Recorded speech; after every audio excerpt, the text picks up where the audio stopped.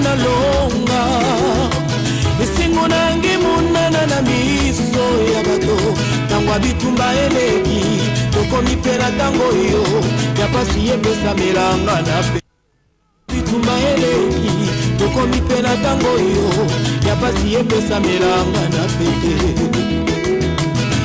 ekomi tango nga pena mona ekomi tango ngai pena sima esengo na ngai munana na miso ya bato tangwa bitumba eleki tokomi pena apasi yepesa melanga na pete tangwa bitumba eleki tokomi pena tango yo jusqu'ici tu m'as secouru jusqu'ici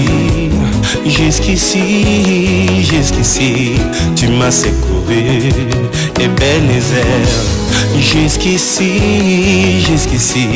tu m'as secouru malgré mes fautes mes faiblesses jusqu'ici tu m'as secouru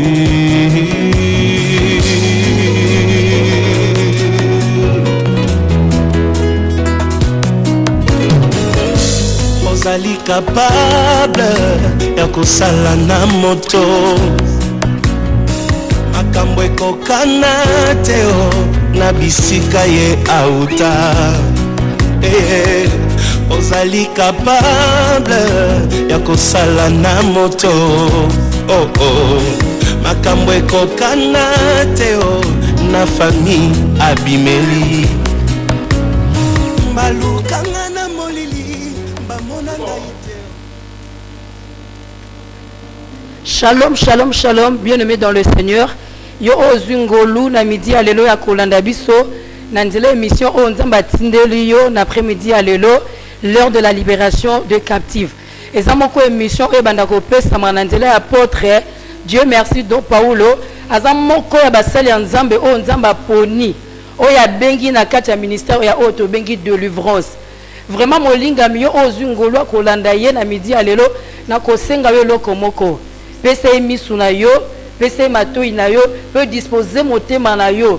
Sois sûr que na midi à lelo za na miracle moko nzamba bongisaki na nzela mosali na ye na nzela émission oyo.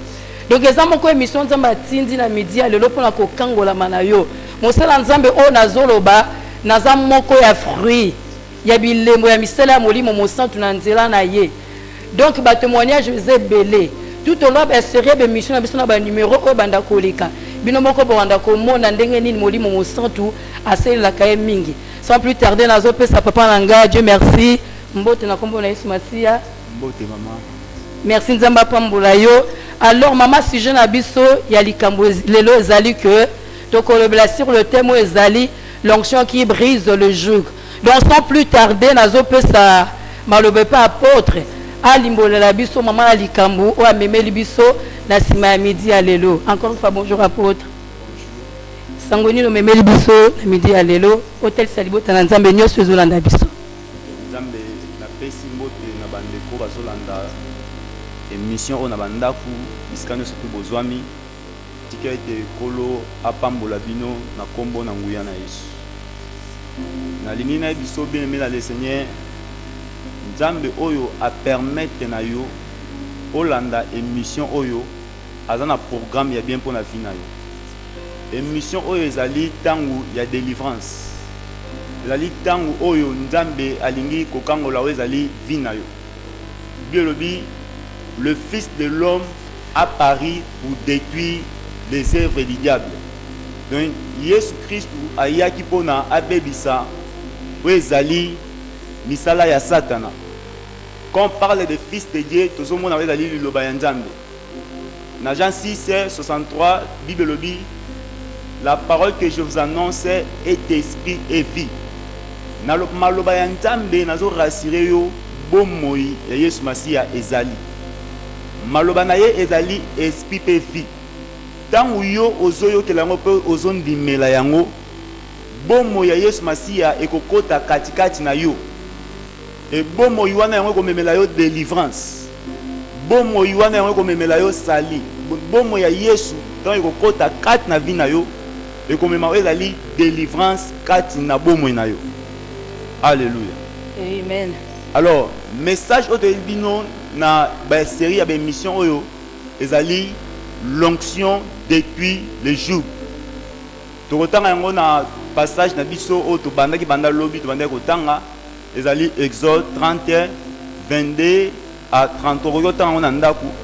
Alors na passage wana eza na ba élément ezali clé oyo na lingi to yekola yango na série ya ba émission oyo.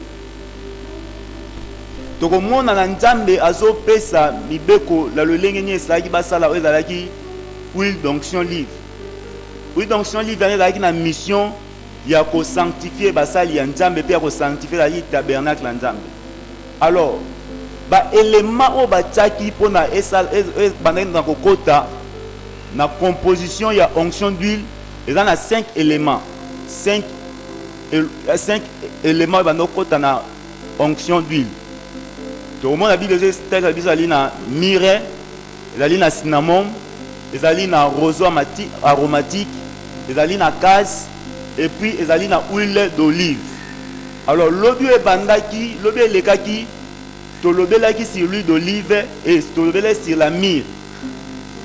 Alors le lot tozo koba na ko continuer ko tali sa biso et lo ko nini mi ezo sala 4 na bomo na biso.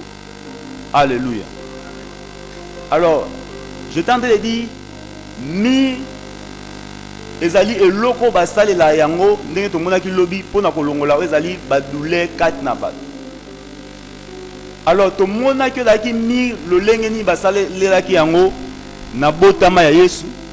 Tant to tanga ki na Matthieu 2:11, to mona ki mi basale na botama ya Yesu, c'est-à-dire mi ezaki la mi faisait partie des cadeaux au ba présenter par Yesu Masia et pas ba roi mage. Alors, et puis, tout le monde qui est na kufa ya Yesu Masia. Na kufa ya Yesu Masia, au monde na Jean 19:39. Basai la ki ango loko la pona odeur malamu ezala basai la ki pona ba enterrer za ki Yesu Masia. Mais tant que totangi na Matthieu 15:23, tout le monde mi pe ezala ki 4 na ekulus. Mais Bible lobi à la croix tant ba pesi Yesu Masia mi pona kolongola ezala ki souffrance na Bible lobi aboyi yango. Aboyaki komela ezaki mi na croix pour na alongo la souffrance na ye. Nena rassure que Yesu aboyaki komela mi wana pour na kolongola aboyaki komela ezaki mi wana pour na longola ba souffrance na yo. Aboyaki komela ezaki mi wana pour na amema ba souffrance na yo na ekulus. C'est pourquoi ce tangi Hébreux 9 dit mais celui qui a été abaissé pour un peu de temps au-dessus des anges, Jésus, nous le voyons couronné de gloire et d'honneur à cause de la mort qu'il a souffert, afin que par la grâce de Dieu, il souffrit la mort pour tous. Alléluia. Amen. Donc, Yesu Masia a monaki daki pasi pour ngai na yo. Alors, mi le symbole ezo kota na composition, il y a huile d'onction. La mi ezo taille sabiso. Musala o molimo santo azo sala 4 na bomo na ngai na yo. Amen. Ezo tesa biso lolenge kani molimo santo azo longola ezali ba douleur. Azo longola ezali ba pasi 4 na bomo na biso. Mi ezo tesa biso lolenge kani molimo santo azo mema ezali ba azo mema ezali guérison tango azo ya 4 na njoto ya mutu. Alléluia. Donc la mi ôte la douleur dans nos vies. Tikana biso yo ke na ekulus Yesu amemaki ozalaki ba peine na yo. Et le Saint-Esprit tango ayaki justement pour na continuer musala o Yesu Masia abandaki 4 na ekulus. Bolimo santo ayaki na continuer musala o Yesu asalaki na ekulus pour na vie na ngai na yo. Yango soko tali na discours programme ya Yesu Masia na Luc 4 le verset 18. Yesu alobi boye l'esprit du Seigneur est sur moi. Parce qu'il m'a oint pour annoncer une bonne nouvelle aux pauvres, pour guérir ceux qui ont les cœurs brisés, pour rendre libres les opprimés. Et elle dit, pour rendre libres les opprimés et pour donner le recouvrement de vie aux aveugles. Et elle dit, pour publier une année de grâce. Donc, Yesu ayaki pona akango les captifs. Tant que le discours programme, c'est-à-dire et l'okonin oyo Yesu Masia ayaki na ko sala 4 na mokilo oyo. Et on atteint la Luc 4 18 à 19. Donc Yesu ayaki pona akangola ezali vie na ngai na yo. Alléluia. Amen. Alors, tu as rassuré que jour il y a ennemi, ils allaient justement détruit par l'onction du Saint-Esprit. Amen. C'est-à-dire que c'est l'onction du Saint-Esprit qui détruit le joug de l'ennemi. Amen. Sans le Saint-Esprit, il n'y a pas la destruction des œuvres de le diable. Amen. C'est pourquoi il a dit, l'Esprit du Seigneur est sur moi quand il m'a oint pour annoncer la bonne nouvelle aux pauvres, pour rendre libres les opprimés. Alléluia. Donc, quand le Saint-Esprit a dit délivrance, quand il y a la vie à battre. Joug, ezali domination ya monguna pour la vie na yo. Bien maintenant dit que au bon deli ya ming, au luki nzambe ya ming, au sali ba prier ya ndenge na lolenge. Mais ozo constater que vie na yo zo tika lolenge moko. Ezana bat misusu a prier. A sali ba prier ya combat ya ndenge na ndenge, mais azo mona changement zo ya na vie n'était parce que azo mona domaine moko ya vie na eza toujours ya kokangama. Tika na epsa yo joug ya diable na vie na ngoko ye bango na nzela ya maladie. Oyo ko ye bango na nzela ya pauvreté, ko kina ko ye bango na nzela makambo zo mona vie na zo changer te. Alléluia. O prier bien aimé. O bengani ba démon. O sali ba prier à combat. Mais ozo constater que loko moko telemi kaka lolenge na zo changer na vie na yo te. O banda ko bon la pendant longtemps bien aimé. Mais âge et pour ça nous constater que liba les offres maté. Nana ration nzambe akela yo te pona ozala yo moko. Amen. Ce que dans le livre Genèse Bible le dit, il n'est pas bon que l'homme soit seul et je lui ferai une aide semblable. Nzambe akela te pona tika yo o vivre la vie ya bongo. Vie au boumeli tang mulai bon menye de la bongo balati. Au boumeli tang mulai ozo remarquer que non au bali mais mariage ne bebisami. Donc je voulais vous rassurer yo ozo la nanga ke nguya molimo santango ezali pona et détruit joug ya ennemi kat na vie na yo. Domination ni diable azo exercer na domaine moko ya vie na yo. Domination ezo senga nguya molimo santango la libérer pona éthique ya vie na yo. Amen. Alléluia. Amen. Alléluia. Avec la domination du Saint-Esprit, na domination molimo santango ya na 4 na bomo ya biso ezo sala ete ba chaîne ya molili ekwe ya 4 na bomo na biso. Tango domination molimo santo zo ya na vie na yo kofungwama. Amen. Tango domination puissance molimo santo zo ya 4 na vie na yo et vous allez que ozala complètement libéré na vie na yo. Alléluia. Donc la domination du Saint-Esprit na vie na biso et yaka pona epesa biso ezali consolation. Tango Saint-Esprit azo ya na vie na yo eza pona apesa oyo ezali consolation na mutema na yo. Amen. Nazo ba susu jour moi tozalaki en pleine évangélisation porte par porte pendant que nous avons l'évangélisation nakutena ndeko ya mwasi moko boye. Ndeko mwasi wana akufela ba parents et atikalaki kaka na fiancé na bazalaki na processus ya mariage. Et fiancé na bazalaki na ye puis azalaki na muningani ya mwasi wana ko linga mingi. Yo ko sala ke fiancé wana aligné zali moninga ya mwasi. Alors pour cette sœur, il y a une déception à cascade ya motema na ye. Mais pendant que ayoka ke zaki maloba ya nzambe to te on a te akiye, on a teye yango donc alors il pona ya ko sambela te parce que na ba blessé tellement makas na motema na ye. Mais tant andimeli kaka maloba ya nzambe, molimo santo amemi consolation na vie na ye. Amen. Nana rassure que yo zo la nango toni sami na ba blessé, na ba déception.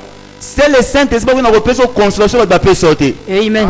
C'est le Saint-Esprit qui nous repose sur consolation va pas sortir. Amen. Avant nous repose sur consolation au même au monde on n'était pas mobile na yo. Le Saint-Esprit avant nous repose sur la consolation.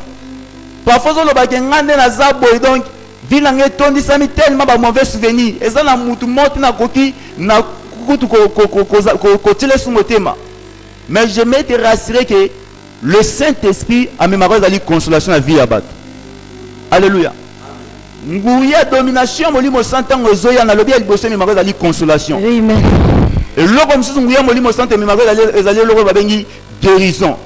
Place on la nanga nda loba guérison. Guérison. Donc nguya molimo sant domination molimo santango zoya na vie na yo. Tango zo kita na vie na yo, ezo kita o babengi na lo babengi guérison. Amen. Maman ba réunion, maman mona ba réunion sur des prières, il y a ba délivrance à famille. Autre ça, chaque samedi, chaque samedi, de 6h à 8h, on est devant sa famille. Maman a une première mission, on a bien. Donc, on a mon lili. Mais tant où aïe, Nassi m'a prié les bois, maman a mis ne fou même mon éclair. Donc, l'onction du Saint-Esprit, bien aimé, le Seigneur amène la guérison. Papa m'a donné que prier dans le mois, il y a février, frère Moto et Bainaye. Papa n'a déjà pris ma paralysie en autant complètement malade. Bah attaque à Koutane dans niveau ya musala nae. Alors pendant que nous avons prié, le Saint-Esprit il a paralysé là la galamka attaque les matés. Mais après avoir prié pour nae, tant on a sambeli pour nae, n'est pas téléma. Papa au même instant a télémi. Miracle côté peut guérison côté dans joto nae. Bien mais yo zone dimilate na narration que molimo sont appelé sa guérison. Amen. Maladie zo tunison na yebisayo, et ça ba maladie mso ko que pas docteur mo kilo ba peso solution te. Baroton du sona bakisi mais bakisi anezo sa yo remonter kat na vie na yo eza ba misu ba mo mela bakisi loko la mai na ndako na bango batoni na bakisi ebele au moins misu à tout moment ba voyage pour na ko se faire traiter mais laisse ngana rassurer que il y a les médecins qu'on appelle Jésus-Christ. C'est pourquoi Sotani 1 Pierre 2:24 avait dit lui qui a porté lui-même nos péchés en son corps sur les bois afin que mort au péché nous vivions pour la justice. Lui par le maîtrise duquel vous avez été guéris. Vous savez que onction molimo santé aux qui te donnent ma guérison la vie na yo. Parfois jusque là aux autres ni sa maladie. Autant dit na baki se belé na ndaku. Na je sais on dit la message peut guérison ta maison ko. Amen. Mbongo na yo, ba relation na yango, grand social na yo et ko apporter guérison te. Mais ce qu'on dit même message dans ça yo, molimo santé au mali guérison quand dans Dieu na yo. Amen. Alléluia. Alléluia. Le Saint-Esprit a mis ma restauration de la vie à Moutou. Dernièrement, ils ont prié pour un couple, le couple là, à niveau du Brésil. Balagi bité un problème grave. Mobali azaki malade pendant 2 mois. Atambo la kata vana na ndaku donc tout passe à ça la raté. Makamunyo soto ya bande sous na marché bien et puis na moi si, balagi n'a pas problème sérieux. Mais tant que to sambeli pour na bango na téléphone. Na sima lo sambo na téléphone. Donc, le même jour, famille et so la nangai dans moment nazo bananda. Le même jour, les botane et pesa qui témoignage au même l'église na ba réunion samedi. Le même jour après avoir prié pour naé, Nzambe abikisié. Malade na ndenge li moi moi comprendre yango te. Et puis molimo santé ici so kaka ndenge abikisié le baba na msala. Abandi msala zo ratio le long Nzambe changer vie naé. Nzambe prendre la vie naé. Mais vous savez que le lot a joué la gloire après la bonheur de Nzambe. Amen. Le Saint-Esprit apporte la restauration à la vie de Bisso. Amen. Molimo chanta mazo ya na restauration na vie na yo. Yozo la nangai. Parfois ba neko sa ba faire ne kita. Ozo mona ndenge ko ina ko se retrouver sous soutien na vie na yo. Nazo rassurer que nguya molimo sa de ma restauration. Amen. Place yozo mona o ekufi Nzamba lobite ekufi pona yo. Amen. Molimo chanta ma restauration na vie abat. Molimo sala capable de restaurer la musala na yo. Molimo sala capable de restaurer la libala na yo. Molimo sala capable de restaurer la faire na yo. Bien même limé la restauration Saint-Esprit. Amen. Restauration Saint-Esprit sala ma ko lekela ezali mayele na yo. Amen. Place mayele no sala matin mais nguya Nzambe na ko sala. Amen. Bebi nguya Nzambe tanzo sala na vie ya mutu okoki na ko expliquer ngote. Choke dans le loko okoki na ko expliquer na vie na nguya Nzambe. Nguya Nzambe tanzo sala ma ozo ba na expliquer ngote mais ba témoignage ça vivant. Bilemonde zo monisama nguya restauration tikate yozo na ndao banda ko restaurer vina yo. Amen. Yo o mona ki mamne kwesa maki na lobi na nguya restauration Nzambe nyoso vina yo esekwa. Amen. Esekwa na kombo na Yesu. Tioke lobi amen kazo na ndako nguya Nzambe simbi. Amen. De restauration zo ya lelo na vina yo. Amen. Après mission makambu ya vina yo zo banda maintenant ko tambola malamu. Nguya molimo santé zo me ezali résurrection 4 na vie ya mutu.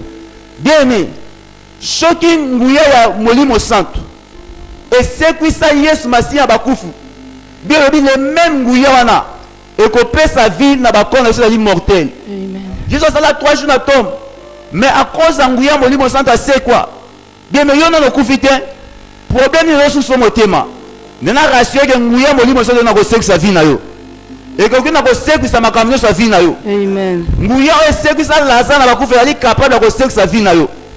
Problème nous sommes na Nzamba za makoki ko salate. Parfois qui na ko za problème mabota. Na to prier pour na famille moko boya de cela un mois passé. Parce que problème à mabota, tu prier, bah ou même dans le mariage, bah la rater. Mais tant que tu prier, Nzamba et babota raté plutôt. Mais après prier, Nzamba c'est bango grâce le lot va concevoir. Et Nzamba c'est bango grâce va concevoir dans ratio va babota pe nangolo Nzamba. Alléluia. Bah ça va t'embellir même conception raté. Mais après avoir prié, bien mais va concevoir. Attends matrice ne beba ne so ke nguya molimo sant de sexe ça. Amen. Bien nguya molimo sant et ko pe sa vie na ba corps na yo mortel. Amen. Ndimela nguya molimo sant bien aimé. Tika tembe comme ma résurrection na vie na yo. Nguya molimo sande ko sala eke ngai na yo.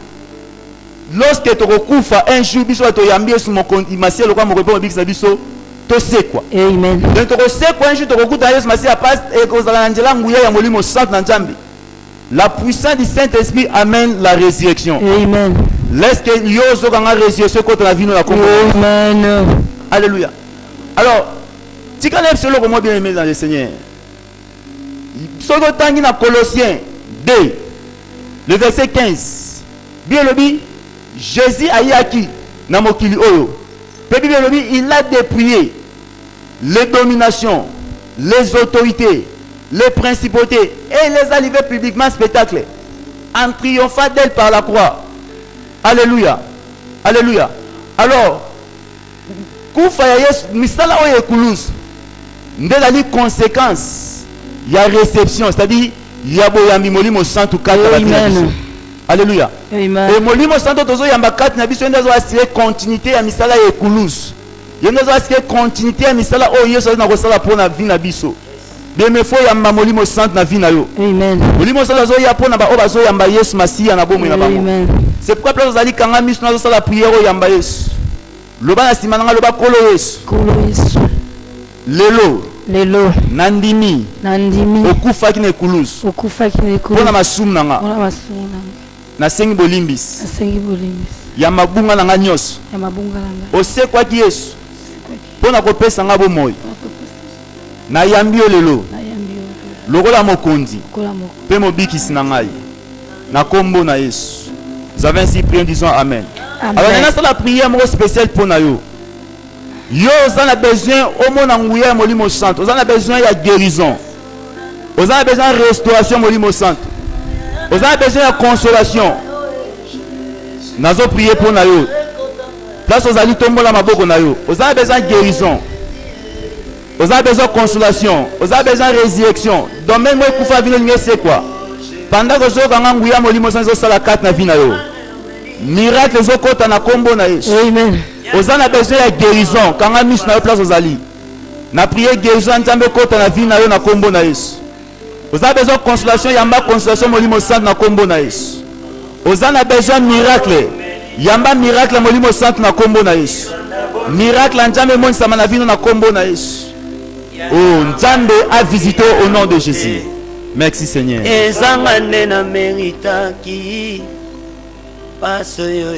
Vraiment bien aimé dans le Seigneur. Bino ba ebozala ndaku na ba bazana na plateau na misala molimo mo santo ase na ba vie na bino na midi alelo. Vraiment ça mérite bo betele maboko makasi. Po nazo senga na ba onos balandi biso. O yebi ko yamba Yesu Masiya lokwa mo konji mo bix na bo mo na yo. Vraiment ndima que misala ni oso apôtre atalisi ya molimo mo santo. Et c'est quelque chose na bon moinayo. Peu rassure-toi que le temps que tu as eu à prendre, il y a Roland apôtre et l'équipe Ambaté. Et là comme moko salami na bon moinayo.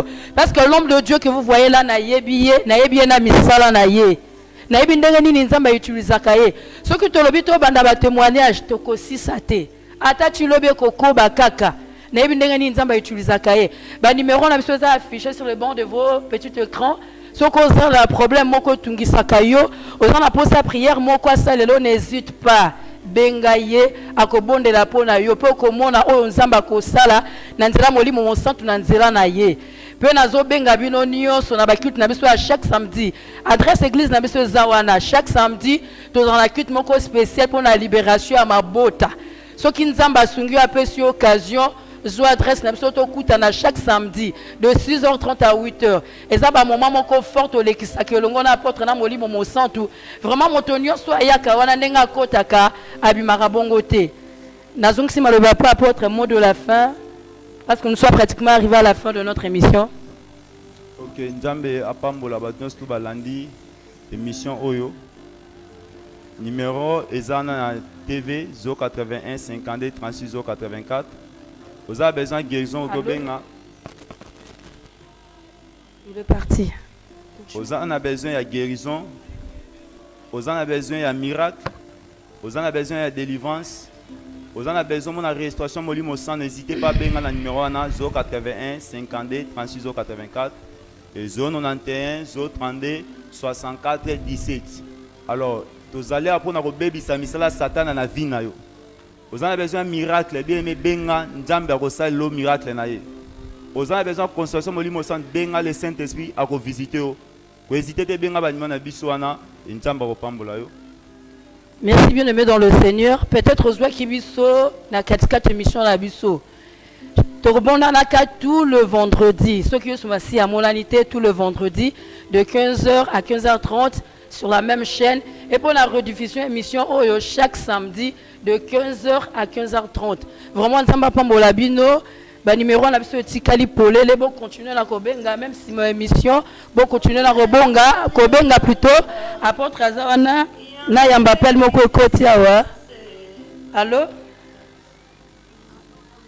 Allô? Bonjour. Azoyo kao mama. Abonne la pono zobela obengi biso et puis kombono nani? Maman Karina Bandal.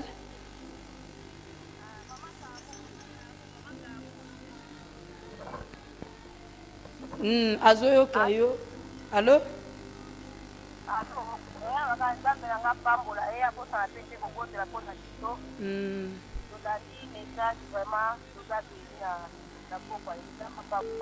Amen. Apôtre Maman Karina a signé prière pour nous. Maman Karine, est-ce que vous mieux?